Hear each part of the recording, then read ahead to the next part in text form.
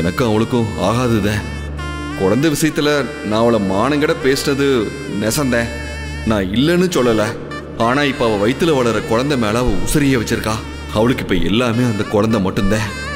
அவளையும் சரி அந்த குழந்தையும் சரி நீ கைவிட்டுறாத. அவங்க 2 பேரையும் நீ நல்லபடியா காப்பாத்தி கொடு. நீதே அவளுக்கு துணையா இருக்கணும்.